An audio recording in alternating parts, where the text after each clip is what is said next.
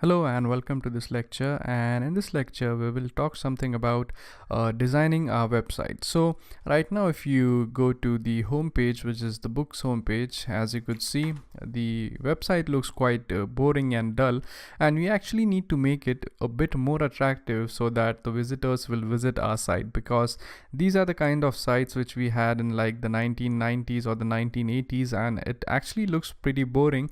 But the reason why I have not covered the designing part is because Django is actually a backend framework, that is a backend web framework for Python, which basically deals with the backend stuff and not with the front end. But absolutely, when you design a website, you also need an attractive front end so that your website looks neat and clean. So up till now we have discussed the backend stuff, and very soon we will be jumping into the front end designing, and absolutely that is not going to be Django at all. But just to give this website a clean and nice look and feel, we will use Bootstrap to basically style up our elements. We are going to use a little bit of HTML as well to make our web page look a little bit better, and we are going to do that. But this tutorial is just to give you guys an idea like what Django actually is and what Django actually does. So Django is actually a backend framework. It deals with the backend stuff. So it's not like we will be only covering the backend stuff. We will also learn about the front end stuff. But this part is one of the most complex part of designing any website, that is basically designing the backend of the website, like how to manage the database, how to actually get data from the database, and how to put data into the database. So what we are going to do now is that, as we have designed the template, what I needed to explain here is that right now if you go to the details of any book, so if you click on this, as you could see, it says life and ABC. So what you could do is that you could simply open a pie chart, and here to get only the name of the book, you could type in book.name, and that is going to return the name instead of returning each and everything about the book. So if you refresh this, as you could see, it says life.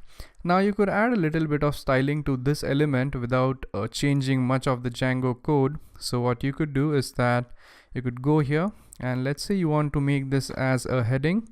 So you simply need to cut this thing, and you need to type in h1 for heading. So this is basic HTML if you know it, and I assume that you know these things, and you just need to paste in your book name right in between these two heading tags. So now if you go ahead and refresh this thing, as you could see, now you have the book name in a heading. Now let's say that you also need to display up the author of that book.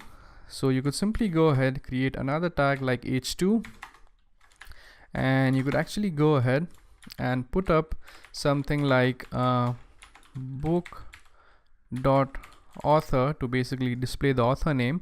So now if you save it, go back here, and if you try to refresh this thing, as you could see, now you also have the author name. And if you want this thing to be in a little bit small letters, you could go ahead and you could reduce this thing to, let's say, h4, and I guess that's going to look more appropriate.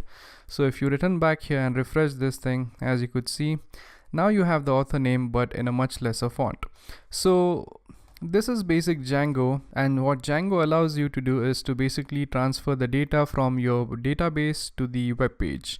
Now 2 to 3 tutorials ahead, what we are going to do is that we are completely going to focus on designing the website. So we are going to focus on the design part, and that is not going to contain much of a Django, because as I earlier mentioned, Django is not used for front end purposes. So we will be dealing with a little bit of HTML, a little bit of CSS, and a little bit of Bootstrap.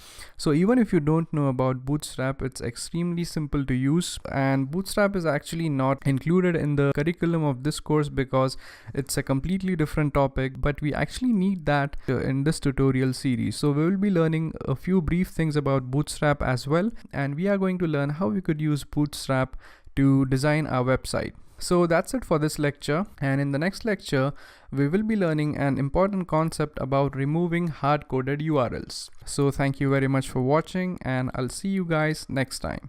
Thank you.